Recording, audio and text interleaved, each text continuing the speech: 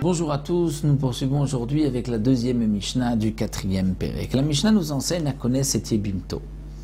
Un homme qui a voulu accomplir la mitzvah de Yiboum avec la femme de son frère. Son frère étant décédé, il a voulu accomplir la mitzvah de Yiboum. Donc, il se marie avec elle, mais ensuite, Venimtset Meuberet, il s'avère qu'elle était donc enceinte de son frère, Veyalda, et elle met ensuite au monde un enfant. Donc, son frère n'est pas mort sans laisser de descendance. Si Bisman Shavlat Shel Kayama, l'enfant est Shel Kayama, c'est-à-dire il a passé 30 jours et il est vivant, donc c'est la preuve qu'il était un enfant viable. Donc le frère, avant de mourir, avait laissé une descendance. Sa femme ne devait pas faire Yiboum.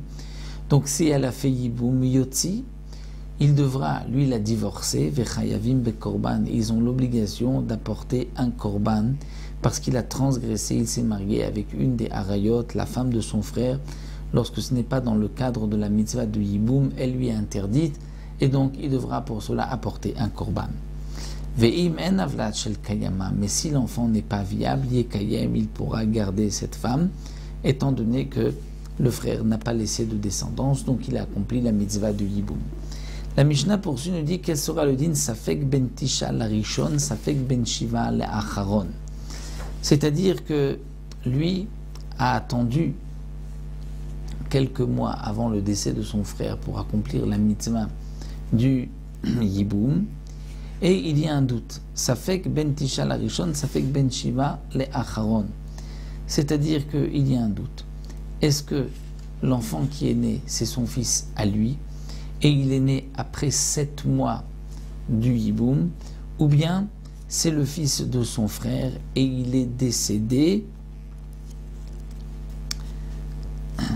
après et l'enfant est né 9 mois donc après le décès du frère.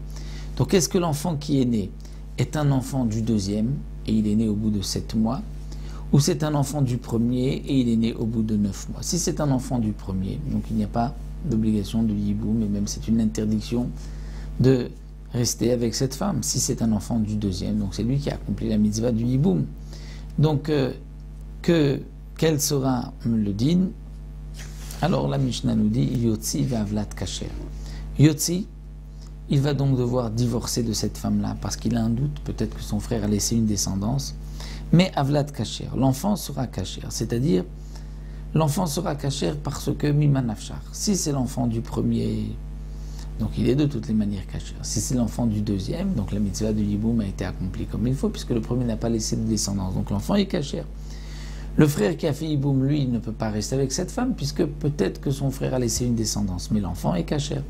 Vechayavim be'asham taloui, mais ils ont l'obligation d'apporter un korban hacham taloui. Le korban hacham taloui, c'est lorsque, pour une avéra, une transgression, où on est sûr qu'ils ont transgressé, il y a un korban khatat. Si il était évident que cet enfant, c'est l'enfant du premier, donc la mitzvah du Yiboum n'avait pas lieu de se faire. Donc cet homme-là s'est marié avec la femme de son frère, pas dans le cadre de la mitzvah, et il doit porter un korban khatat.